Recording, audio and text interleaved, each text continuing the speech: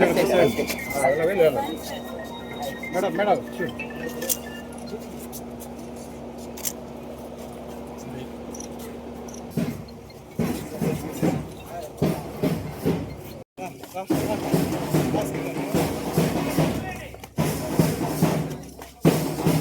అందరం ముందుకు వచ్చేది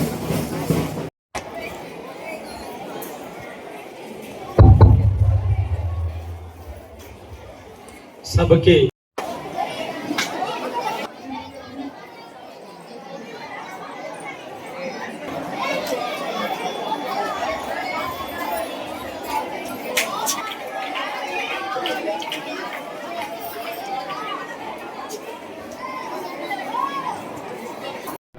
okay sir.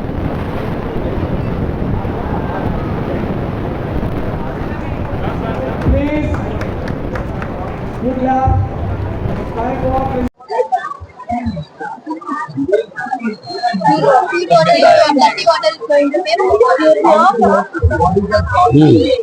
Okay, very good. Okay, very good. Harvest. పిల్లలందరికీ నా ఆశీర్వాదాలు. ఇక్కడికి విచ్చేసినటువంటి తల్లిదండ్రులందరికీ ధన్యవాదాలు, అభినందనలు. స్టేజీ మీద ఆహ్వానితులైనటువంటి పెద్దలందరికీ శుభాభినందనలు తెలియజేస్తూ, అధ్యక్షులు, సభాధ్యక్షులు, కాలేజీ కరస్పాండెంట్ గారికి, కాలేజీ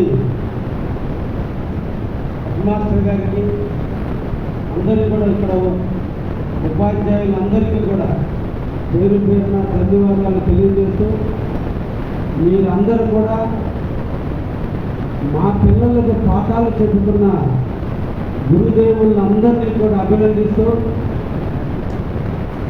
గురువులుగా మీ బిడ్డలకు పాఠాలు చెప్పుకోవడం కంటే మా పిల్లలందరికీ పాఠాలు చెప్పడం కోసం వృత్తిని, ఉపాధ్యాయ వృత్తి, పవిత్రమైన వృత్తిని స్వీకరించి మా బిడ్డలందరూ కూడా మీ బిడ్డలుగా భావిస్తూ వాళ్ళు ఉన్నతమైన శిఖరాలను అధిరోహించాలి, ఉన్నతమైన స్థాయికి ఎదగాలి, జీవితంలో ఒక మహోన్నతమైన వ్యక్తులుగా ఎదగడం కోసం నిరంతరం కూడా మీరు విద్యార్థుల్లాగా ప్రిపేర్ అయి మా పిల్లలకి పాఠాలతో పాటు జీవిత పాఠాలను కూడా నేర్పుతూ క్రమశిక్షణ, నైపుణ్యత, పెద్దల ఎడల ప్రేమానురాగాలు, తల్లిదండ్రుల ఎడల అభిమానాన్ని అన్నింటినీ కూడా రంగరించి మా పిల్లలకి అందిస్తున్నటువంటి గురువులందరికీ కూడా ధన్యవాదాలు తెలియజేస్తూ, పిల్లలందరూ కూడా భవిష్యత్తులో ఉన్నతమైన స్థాయికి రావాలని కలగనే వయసులో ఉన్న పిల్లలందరూ కూడా విద్యార్థులారా మీ భవిష్యత్తుకి పునాదులు వేసుకునే స్థలం ఈ విద్యాలయం, ఈ సరస్వతి నిలయం. ఈ నిలయంలోనే మీ మనస్సుకి నచ్చినట్టుగా, మీ మనస్సాక్షికి నచ్చినట్టుగా జీవితంలో మీరు ఒక రహదారిని ఏర్పరచుకోవడానికి ఈ దేవాలయం మీకు అంతరాత్మను నేర్పుతుంది. ఈ దేవాలయంలో మీ జీవితానికి కావలసినటువంటి పాటలు మీరే వేసుకోవాలి. ఇక్కడ చదివేటువంటి 500 చిల్లర మంది పిల్లలు ఉన్నారు. ఇక్కడ ఎల్కేజీ మొదలుకొని 10th క్లాస్ వరకు ఉన్నటువంటి పిల్లలందరిలో కూడా గుడిగుడి నడకల మధ్య ఈరోజు తల్లిదండ్రులు వదిలిపెట్టి ఇక్కడికి వచ్చి ఆటపాటల మధ్య, గురువులు చెప్పే పాఠాల మధ్య ఇంటూ ఎదుగుతున్నటువంటి మీరు మీ జీవితం కోసం కూడా మీరు ఆలోచించాల్సినటువంటి పరిస్థితి. టెక్నాలజీ పెరిగిపోతుంది. మీరు ఈరోజు సైన్స్ ఫేర్లో అందరూ కూడా 70 స్టాల్స్ పెట్టారు. మీరు అందరూ కూడా మీ గురువులు మీకు కొంత నేర్పితే మీకై మీరు ఆలోచించి కొంత విజ్ఞానాన్ని పెంచుకుని మీకు నచ్చినట్టుగా ఈరోజు 70 స్టాల్స్ పెట్టి మాకు చూపించడానికి మీరు ఉపలాడపడుతున్నారు. స్పీచ్ల కంటే అక్కడికి వచ్చి మిమ్మల్ని చూసి అభినందించడం మా కర్తవ్యం. అందుకనే సైన్స్ ఫేర్ అన్న తర్వాతనే నేను కూడా ఇక్కడికి రావడం జరిగింది. ఈ సందర్భంగా 10th క్లాస్ మొదలుకొని 6th క్లాస్ ఉన్నటువంటి పిల్లలందరూ, తల్లిదండ్రులందరూ, మీరందరూ కూడా మీ పిల్లల భవిష్యత్తు కోసం తల్లిదండ్రులు ఆలోచించండి. విద్యార్థులు కూడా మీరు కూడా ఆలోచించండి. తల్లిదండ్రులారా, పిల్లల్ని ప్రేమతో లాలించండి, బంధాన్ని పెంచుకోండి. బాధ్యతతో కర్తవ్యంతో బిడ్డలు పెంచడానికి ప్రయత్నం చేయండి. బెదిరింపులకు తావు లేకుండా, పిల్లల్లో ఒక అతడ్యాన్ని నింపకుండా, ఇబ్బంది వచ్చినప్పుడు కూడా, పడిపోయినప్పుడు కూడా, తప్పు చేసినప్పుడు కూడా ఆ టయానికి ఎంకరేజ్ చేసి తర్వాత నువ్వు చేసిన తప్పుని పిల్లలకి ఎక్స్ప్లెయిన్ చేయగలిగితే వాళ్ళు మళ్ళా మీటింగ్కి రావడానికి అవకాశం ఉంటుంది. తప్పు చేసినప్పుడే వాళ్ళలో ఏర్పడిన బిడియం మనం మందలించడం స్టార్ట్ చేస్తే చిగురించే హృదయాలలో లేనిపోయిన అపోహలు ఏర్పడేటువంటి పరిస్థితి ఉంది. ఇప్పుడు ఉన్నటువంటి పిల్లలు చాలా సెన్సిటివ్గా ఉన్నారు. శారీరక దృఢత్వం, మానసిక పరిపక్వత, టెక్నాలజీ వైపు అడుగులెడుతున్న తరుణంలో మనం పక్క వాళ్ళతో మన బిడ్డల్ని కంపేర్ చేయడం అనేది చాలా తప్పనేటువంటి విషయం ఈరోజు మీ అందరికీ కూడా తెలియజేస్తున్నా. ఎప్పుడు కూడా మన బిడ్డలు మనకంటే తెలియగల వాళ్ళు. ఒక్కసారి మన గురించి మనం ఆలోచిస్తే మన తల్లిదండ్రుల కంటే మనం ఉన్నత స్థాయిలో ఉన్నాము. కాబట్టి రేపు మన బిడ్డలు కూడా మనకంటే ఉన్నత స్థాయికి రావడానికి తప్పకుండా వాళ్ళు రాగలని నమ్మకం మనలో ఉండాలి. ఎప్పుడు కూడా వాళ్ళ ముందు డిసప్పాయింట్ మాటలు, ఆవేశంలోనూ ఏదో ఒక పొరపాటు టైంలో చిగురించేటువంటి వాళ్ళ హృదయాలను నాటుకోకుండా చూడాల్సినటువంటి పాత్ర తల్లిదండ్రులు అనే విషయాన్ని కూడా మీకు అందరూ కూడా తెలియజేస్తున్నా. మేము కూడా చదివే రోజుల్లో ఫస్ట్ క్లాస్ లేదు పాస్ కాలా. కొంతమంది క్లాసులో ఫస్ట్ రావచ్చు. ఫస్ట్ వచ్చిన వాళ్ళందరూ ఎందుకు లేరు? క్లాసులో 3rd క్లాసులో వచ్చిన వాళ్ళందరూ వెనకబడ్డవాళ్ళు కాదు. ఒక్కొక్క శారీరక ఆకృతిని బట్టి కొంతమంది డిగ్రీ లెవెల్లో విపరీతంగా స్పీడ్ అయిపోయి కాంపిటీషన్లో సక్సెస్ పొందుతారు. కింద నుంచి వచ్చిన వాళ్ళు పైకి పోతారు, పై నుంచి వచ్చినటువంటి వాళ్ళు కిందకి పోతారు. కాబట్టి మన బిడ్డలు ఎప్పుడు కూడా మనకంటే తెలియగల వాళ్ళు ఏదో ఒక రోజు ఉన్నత స్థాయికి ఎదిగి మనకి పేరు తెచ్చిపెట్టాలని నమ్మకం ఫస్ట్ మన తల్లిదండ్రుల్లో ఉండాల్సినటువంటి అవసరం ఉంది. అది పాజిటివ్ యాటిట్యూడ్ ఉన్న రోజునే ఎప్పుడు కూడా మన బిడ్డల్ని అప్రిషియేట్ చేయగలుగుతాం. ఎప్పుడైతే మనం బిడ్డల్ని అప్రిషియేట్ చేస్తామో వాళ్ళు మనతో బంధం పెట్టుకుంటారు. తప్పుని కానీ, ఒప్పుని కానీ, క్లాసులో జరిగిన విషయాన్ని కానీ, తాను ఏమి చదవాలనుకుంటున్న విషయం కానీ, తాను ఏమి సినిమా చూడాలనుకున్న విషయం కానీ, తనకు కావాల్సిన కోరికలన్నింటినీ మీ దగ్గర విస్తరించాలంటే, మీ దగ్గర చెప్పాలి అంటే మీరు వాళ్ళతో సహృదయంతో ఉండాల్సినటువంటి అవసరం ఉంది అని ఇప్పుడు తల్లులందరూ కూడా అదే విధంగా ముందుకు పోతున్నారని కూడా ఈరోజు తెలియజేస్తూ, మన బిడ్డలు ఎప్పుడు మందలించడం కాకుండా ఎంకరేజ్ చేయండి అని చెప్పి తల్లిదండ్రులందరినీ కూడా కోరుకుంటూ, అదేవిధంగా విద్యార్థులారా, మీరు కూడా ఈరోజు ఆటపాటలు ఆడండి, మీ కోరికలు తీర్చుకోండి.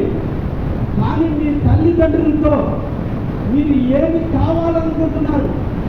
కొంతమందికి చిత్రలేఖనం ఇంపార్టెంట్, కొంతమంది సంగీతం ఇంపార్టెంట్, కొంతమంది ఆర్ట్ ఇంపార్టెంట్, కొంతమంది ఇంకో రకమైనటువంటి ఇంజనీరింగ్ చాలా కోరుకుంటుంది. మొదటి గురువులు మీ భవిష్యత్తు కోసం తపన పడేటువంటి తల్లిదండ్రుల దగ్గర మీ మనసులో ఉన్నటువంటి అభిప్రాయాన్ని మీరు తల్లిదండ్రులు చెప్పడం మొదటి కర్తవ్యంగా పెట్టుకోండి. అందుకని ఈ రోజు ఈ రాష్ట్ర ప్రభుత్వం శ్రీ నారా లోకేష్ బాబు గారి నాయకత్వంలో ఎడ్యుకేషన్ మంత్రివర్గంగా 18 నెలల కాలంలో ఈ రోజున పేరెంట్స్ని, టీచర్స్ని, స్టూడెంట్స్ని ముగ్గురిని ఒకే ప్రాంతంలో కూర్చోబెట్టి సంవత్సరానికి 2 సార్లు పేరెంట్స్ మీటింగ్ జరుపుతున్నారు అంటే మీ బిడ్డ యొక్క ఆలోచనలు క్లాస్ రూమ్లో ఎలా ఉన్నాయి, ఇంటి దగ్గర ఎలా ఉన్నాయి, ఇంటి దగ్గర జరిగేటువంటి విషయాలు టీచర్స్తో చెప్పడం, క్లాస్ రూమ్లో మీ పిల్లలు ఎలా ప్రవర్తిస్తున్నారో మీతో తెలియజేయడం, ఈ రెండు అనుసంధానం చేయగలిగితే మీ బిడ్డ యొక్క ఆలోచనలు క్లాసులో ఎలా ఉన్నాయి, వెనక కూర్చుంటున్నాడా, వాడు కళ్ళకి కనిపిస్తుందా. చాలా మంది విద్యార్థులు సైట్ లోపం వల్ల ఇబ్బందులు పడుతుంటే ఇది క్లాస్ రూమ్లో ఉన్నటువంటి టీచర్ మాత్రమే గుర్తించగలరు. కాబట్టి మీరు టీచర్తో మమేకం కాగలిగితే రోజువారీ దినచర్య కార్యక్రమంలో ఒక కార్యక్రమంగా పెట్టుకుని నెలకు ఒక్కసారి కానీ 2 నెలలకు ఒక్కసారి కానీ టీచర్తో 10 నిమిషాలు మీ బిడ్డ గురించి మాట్లాడగలిగితే క్లాస్ రూమ్లో పిల్లవాడు ఎందుకు వెనకబడుతున్నాడు, ఎందుకు అయిపోతూ ఉంటున్నాడు, పక్క వాళ్ళతో ఎందుకు మాట్లాడటం లేదో ఇవన్నీ తెలుస్తుంది. ఎందుకంటే కమ్యూనికేషన్ స్కిల్ చాలా ఇంపార్టెంట్. ప్రతి పిల్లల్లోనూ కమ్యూనికేషన్ కావాలి. చాలామంది పిడియంతో పిల్లలు పక్క వాళ్ళతో మాట్లాడటం లేదు, గురువుతో మాట్లాడటం లేదు, మామూలుగా క్లాస్ రూమ్లో కూర్చుంటున్నారంటే వాళ్ళ మీద సాధన చేయాల్సిన అవసరం ఉంది.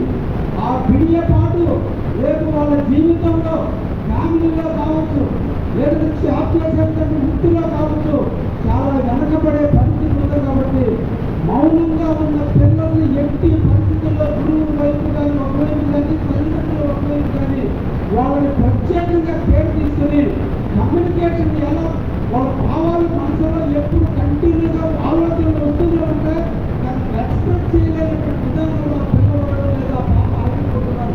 ఇది చాలా లోపం. ఈ లోపాన్ని గుర్తించాల్సినటువంటి అవసరం క్లాస్ చేస్తుంది. ఎందుకంటే వాళ్ళు ఆ బిడియం వల్ల అవుట్ ఎక్స్ప్రెస్ అనేది చేతగాని వల్ల ఆ బిడి తప్పలేదని అనుకుంటారనే భావన వల్ల ఈరోజు వాళ్ళ మనసులో తనకై తను డిప్రెషన్లో వెళ్ళిపోతున్నాడు. నేను సాధించలేనటువంటి భావన పిల్లల్లో వస్తుంది. అటువంటి భావన రానికుండా ఎంకరేజ్ చేయాల్సినటువంటి అవసరం తల్లిదండ్రులు గుర్తించాలి. అదేవిధంగా టీచర్లు కూడా గుర్తించి అటువంటి వాళ్ళని ఎంకరేజ్ చేయాలని సందర్భంగా తెలియజేస్తూ, విద్యార్థులారా మీ జీవితం కూడా ఎప్పుడు కూడా మీ జీవితం మీరు అందరూ బంగారు. అందుకని మీ తల్లి మిమ్మల్ని పుట్టంగానే బంగారు అని బంగారం బంగారం అని పలకరిస్తున్న మీ తల్లి తండ్రి ముగ్గారేటప్పుడు మా ఇంట్లో బంగారం అని ఆనందిస్తున్నారు. ఇది మిమ్మల్ని బంగారంలాగా మనం చూసుకుంటున్నారు. అటువంటి బంగారం మట్టిలో పుట్టినప్పుడు కూడా అది మలినమే. కానీ అటువంటి బంగారాన్ని రంగరించి కరగరించి దాన్ని వస్తువుగా తయారు చేస్తే కొన్ని లక్షల ఉల్లిదెబ్బలు తగిలితే, కొన్ని వేల సమ్మిక కోట్లు తగిలితే, అన్ని దెబ్బలు తగిలితే ఆ బంగారం ఒక ఆభరణం అయింది. మీ తలలో తాలిపట్టి అమ్మాలు తల్లు లేక మెడలో తాలిపట్టి అయింది. ఈరోజు వాళ్ళ జీవితానికి ఒక నాంది అయింది. అటువంటి బంగారంలో మీరు తయారవ్వాలంటే తల్లి తండ్రి మందలించిన, గురువులు బెదిరించిన అన్నీ కూడా మీ జీవిత సోపానం కోసమే. మీరు ఉన్నతమైన స్థాయికి ఎదగడానికి మీ తల్లి తండ్రి పడే తపనని మీరు గుర్తించడం చెప్పి విద్యార్థులందరూ కూడా కోరుకుంటూ, మీరు మీ తల్లి తండ్రి పడే కష్టాలు మీరు పడకుండా ఉండడం కోసం మీకోసం రాష్ట్ర ప్రభుత్వం, మీకోసం మీ తల్లిదండ్రులు, మీకోసం మీ గురువులు ఇంతమంది కష్టపడేది మీరు మంచి భవిష్యత్తుకి రావాలని, ఆ భవిష్యత్తుకి రావడం కోసం మీరు అందరూ కళ్ళాలని డాక్టర్ గానో ఇంజనీర్ గానో లేదంటే ఐఏఎస్ గానో ఐపీఎస్ గానో సైంటిస్ట్ గానో మీరు ఎదగాలని. ఒకప్పుడు ఏమి అవకాశాలు లేని రోజుల్లో చాలా మంది చదివారు. ఈరోజు ఇంతమందిని స్టేజ్ మీద కూర్చోబెట్టడానికి కారణం ఈరోజు మీ ముందు గెస్ట్లుగా వచ్చారు అంటే ఒకప్పుడు మీలాగే కింద కూర్చొని ఎదిగినటువంటి వాళ్ళే ఎదిగారు కాబట్టి ఇక్కడ కూర్చోగలిగారు. రేపు మీరు కూడా ఏదో ఒక స్థాయికి వచ్చి అందరి సమక్షంలో ఇదే స్కూల్లో మీరు గెస్ట్గా వస్తే మీ జీవితానికి మీరు ధనులు అవుతారు. కాబట్టి మీరు కలిగేటప్పుడు ఇదే నలంద సిబిఎస్ఈ స్కూల్కి ఏదో ఒక రోజు ఒక